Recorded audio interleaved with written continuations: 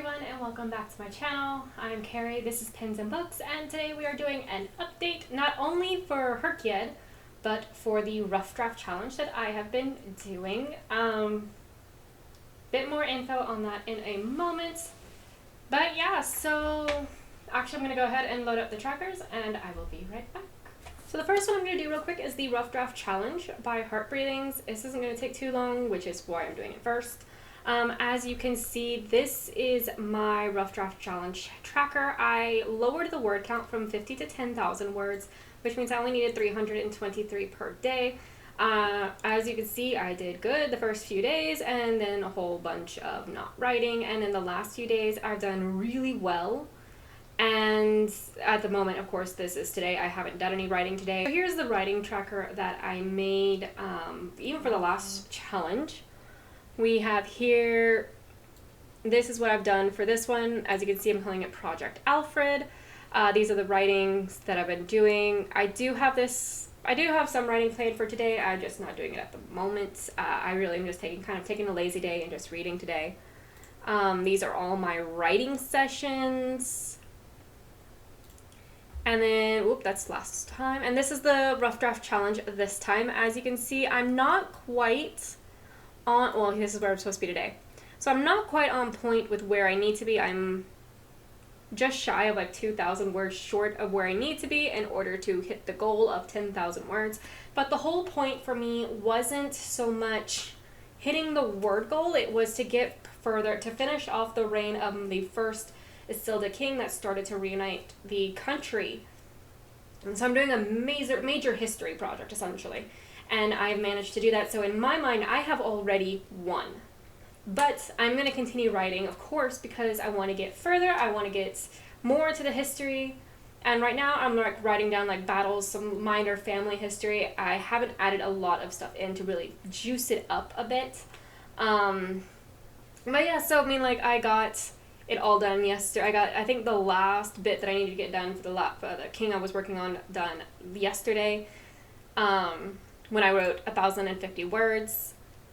I know it's not a lot, but you know what, I was very proud of it. This is mostly also me kind of going in and adding in like tidbits of information about the kings that were reigning during his lifetime, not only from the moment he was born to the time that he died, as well as his children and his wife, little bits about his wife and things like that.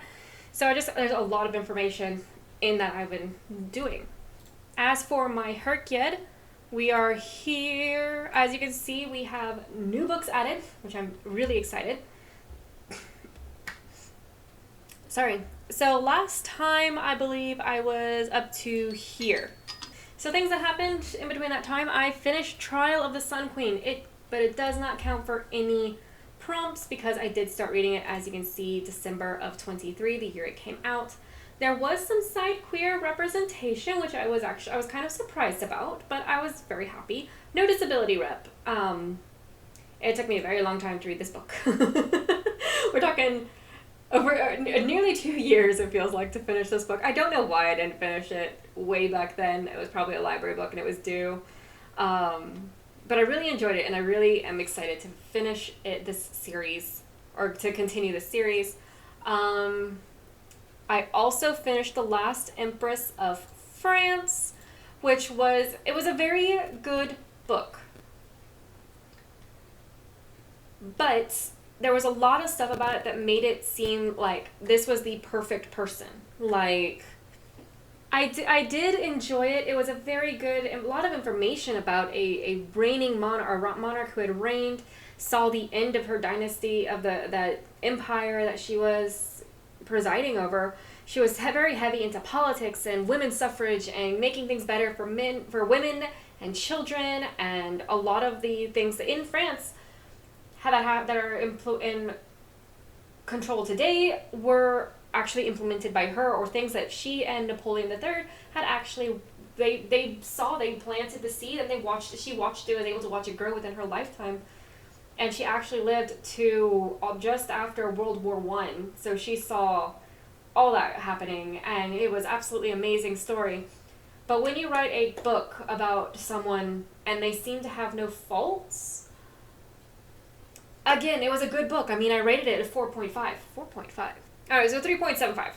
It was a 3.75, so it is rated a little too high in here. Let me fix that. There we go. So rated at 3.75, 4 stars. I'm not saying it's a bad book. I obviously really enjoyed it, even though nonfiction is not my greatest hold on it. I really enjoyed it, but at the same time, it could have been better.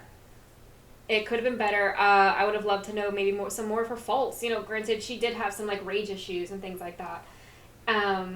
But it really seemed like she did absolutely nothing wrong during that entire time that her husband was in power, and things like that. It's like, that doesn't seem realistic to me. Call it what you may. Actually, let me also... I'm trying to keep this up track, that way I can go for it. The Mafia Nanny, I also finished. The version of that would be in the next book, the first book. They are turning the webcomic into a graphic novel series, kind of like Lore of Olympus is. The first book is already out, and I actually got approved for the second book on NetGalley, so I plan on reading that later in the year. We'll see how it goes. Because you know, I have that new releases challenges that we got to do. But yeah, so you know, here it is. I've completed that one. I completed equivalent of the first book. I put Japanese and Japan because I actually don't know where they're from. A lot of these could be from China, Korea. I wouldn't know. The next thing, I am still currently reading I'll Be Waiting. I actually haven't read it in a while, but I also have a 2.5 hour drive to go to some medical stuff at the end of the week, and then another 2.5 hour drive to come back home. So that's 6 hours, and I have roughly 7-ish hours left on the book, so I'm really wanting to hold off. That way I have something to listen to on the journey. Inkheart you already know about. Archangel's Legion. Because I finished Trial of the Sun Queen, I went on to Archangel's Legion, and I am greatly enjoying this book. As of right now, there are no queer representations. There's no disability representations. The author is BIPOC. It is a fantasy romance. It's an urban fantasy romance. It's the 6th book in the Guild Hunter series, taking place in New York City. At least the current setting is New York. If a majority of it takes place elsewhere, then I will change this, but at the moment it's New York. Again, I really enjoy this series. I absolutely love it. I'm about 80 some odd pages in, and again, absolutely love it. The last book for this week, where's my mouse? There it is. Right here, Bloody Mary, I actually just started today, is a graphic novel history of the Queen Mary Tudor, who is the eldest daughter of King Henry VIII.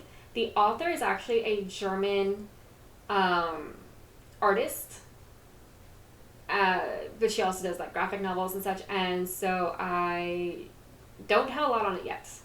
But again, just so far it's pretty interesting. It is an indie book. It did come out this year.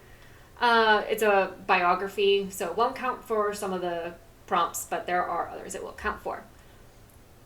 So here we go. So we got some things here. These are our white prompts. Again, the only one that's changed is right here. We have The Last Empress counting under other country settings. At the moment, Bloody Mary is not counting for any of these. Neither is Archangel's Legion. Yeah, so far, none of them count, which is kind of sad, but it is what it is. Purple prompts. Purple prompts, we have some changes here. We have Bloody Mary, that could be count for a B. Mafia Nanny was highlighted in. We had The Last Empress of France highlighted in. So the reason on the white prompts you don't see Mafia Nanny highlighted is because I am also reading the graphic novel, or the webcomic. So I'm going to read the graphic novel, and then I'm going to continue on with the webcomic, which will cover that prompt there. Last Empress of France right here was filled in, Mafia Nanny, and then Bloody Mary will probably be under B. I'll probably finish it today or Tuesday, because I'm kind of trying to alternate between like my ebooks and my physical books. That way I get to enjoy a lot of them. I have a ton of NetGalley books that I really need to get through. So I'm just trying to kind of space them out, I guess. Last Empress of France under the new release challenge, under the nonfiction. And then pink and brown were covered, which we will see in here. So right here we have our hardest reading challenge graph. Not much has changed. Some of the numbers have changed, but nothing is up. So here we have our alphabet reading challenge. We have M and E taken care of. We finally have July taken care of. So this one is going to be essentially on, this challenge is going to essentially be on pause until August. And then we have E and N, again, once again covered under the pins and books. Then right here we have, of course, nonfiction covered by The Last Empress of France, pink and brown.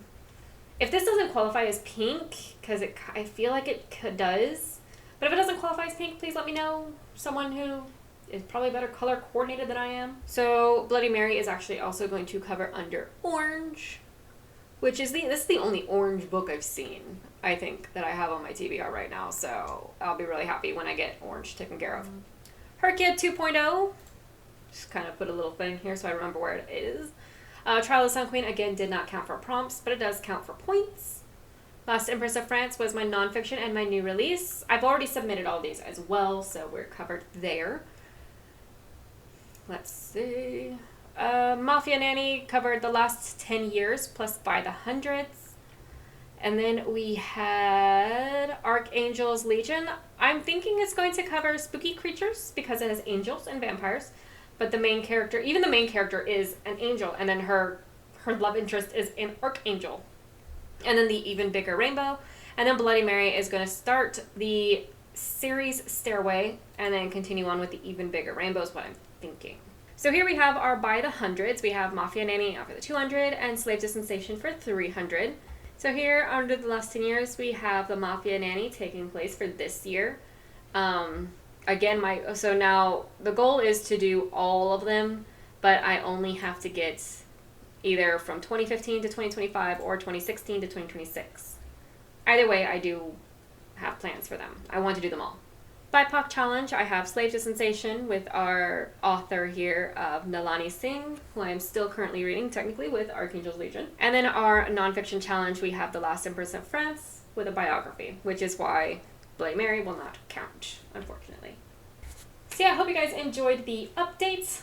I will be hopefully posting it out tomorrow on Monday the 21st. I do want to be doing these. This is going to be the only video I ever record on a Sunday, depending on where life takes me. Like I said, I will be gone from Thursday to Sunday this next week, and when I come back, I'm not going to record a video, so the update won't actually be until Tuesday, because I'll be recording it Monday, if that makes... Yeah, that should be good. Alrighty, so hope you guys enjoyed. Don't forget to come back for more updates. I'm preferring to do them a weekly update like this, versus the one where you guys watch me read and or write. I feel like as of right now, because my channel is so small, this is going to be a lot easier. But yeah, hope you guys enjoyed, and I will see you guys next time. Happy reading!